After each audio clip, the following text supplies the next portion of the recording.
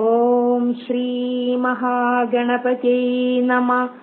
ഓം ശ്രീ സരസ്വതേ നമഃ.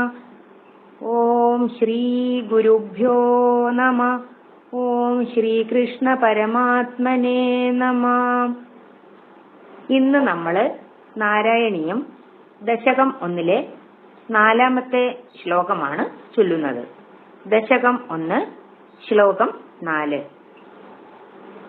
നിഷ്കമ്പേ നിത്യപൂർണേ നിരവധി പരമാനന്ദ പീയൂഷരൂപേ നിർലീനാനേകമുക്താവലി സുഭഗതമേ നിർമ്മല ബ്രഹ്മസിന്ധൗ കല്ലോലോല്ലാസതുല്യം ഖലു വിമലതരം സത്വമാഹു തദാത്മാ കസ്മാന്നോ നിഷ്കളസ്ത്വം സകള ഇതി വച ത്വത്കലാസു ഏവ ഭൂമൻ.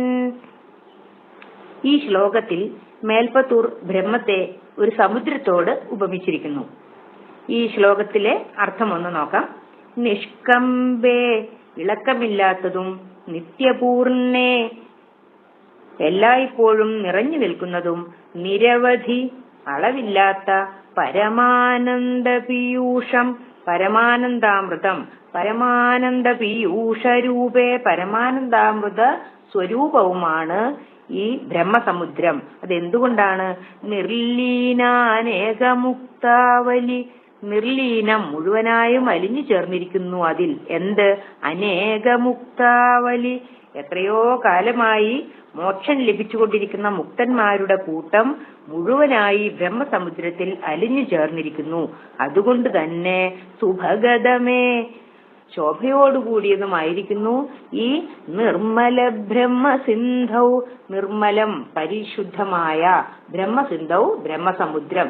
ഇങ്ങനെയുള്ള ഈ ബ്രഹ്മസമുദ്രം പരിശുദ്ധമായിരിക്കുന്നു. എത്രയോ കാലമായി മോക്ഷം ലഭിച്ച മുക്തന്മാരുടെ കൂട്ടം മുഴുവനായും അലിഞ്ഞു ചേർന്നിരിക്കുന്നത് കൊണ്ട് ഈ ബ്രഹ്മസമുദ്രം അതീവ നിർമ്മലമായിരിക്കുന്നു.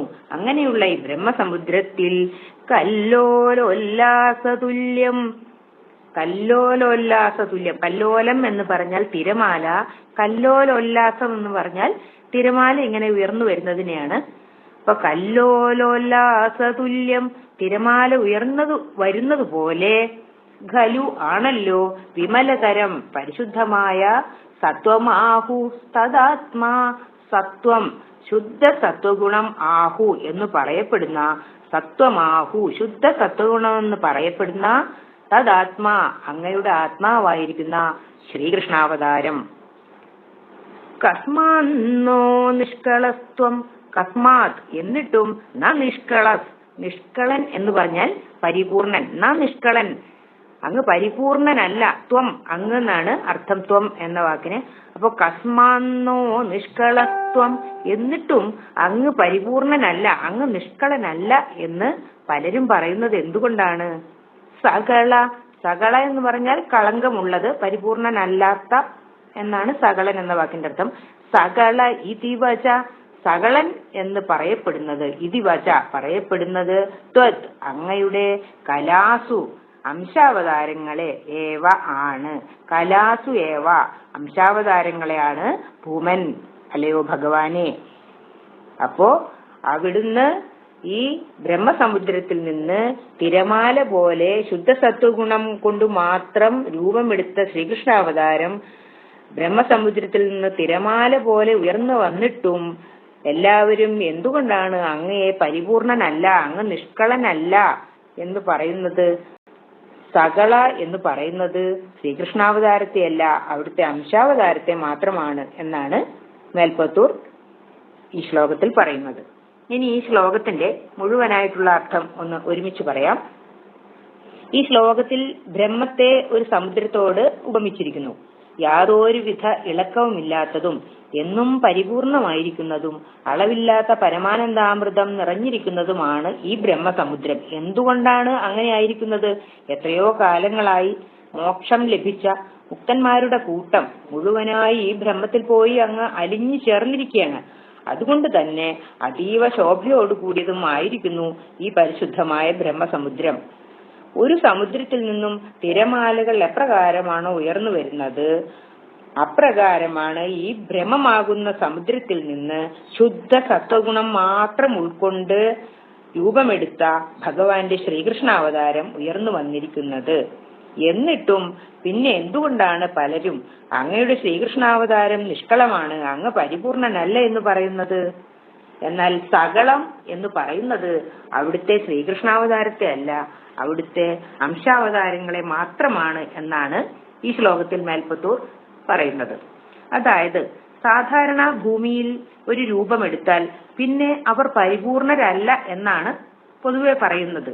സ്വാഭാവികമായും ഭൂമിയിൽ രൂപമെടുക്കുമ്പോൾ എല്ലാവർക്കും തെറ്റുകളും കുറ്റങ്ങളും ഒക്കെ സംഭവിക്കുമല്ലോ.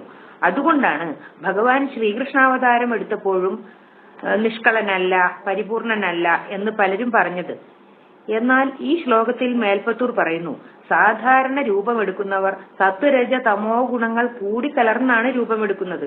എന്നാൽ ഭഗവാൻ ശ്രീകൃഷ്ണാവതാരം എടുത്തിരിക്കുന്നത് പരിശുദ്ധമായ ബ്രഹ്മത്തിൽ നിന്ന് ബ്രഹ്മത്തിന്റെ പൂർണ്ണ ചൈതന്യം ഉൾക്കൊണ്ട് ശുദ്ധ സത്വഗുണം മാത്രം സ്വീകരിച്ചുകൊണ്ടാണ് ശ്രീകൃഷ്ണാവതാരം ഭഗവാൻ എടുത്തിരിക്കുന്നത്. അതുകൊണ്ട് തന്നെ ബ്രഹ്മം പരിപൂർണമായതുകൊണ്ട് അങ്ങയുടെ ശ്രീകൃഷ്ണാവതാരവും പരിപൂർണമാണ്. അങ്ങ് നിഷ്കളൻ തന്നെയാണ്, അങ്ങ് പരിപൂർണൻ തന്നെയാണ്. സകളൻ എന്ന് പറയുന്നത് അങ്ങയുടെ അംശാവതാരങ്ങളെ മാത്രമാണ് എന്നാണ് ഈ ശ്ലോകത്തിൽ മേൽപ്പത്തൂർ പറയുന്നത്. ഇനി 5-ാമത്തെ ശ്ലോകവും അതിന്റെ അർത്ഥവും അടുത്ത വീഡിയോയിൽ ചെയ്യാം. ഓം നമോ ഭഗവതേ വാസുദേവായ.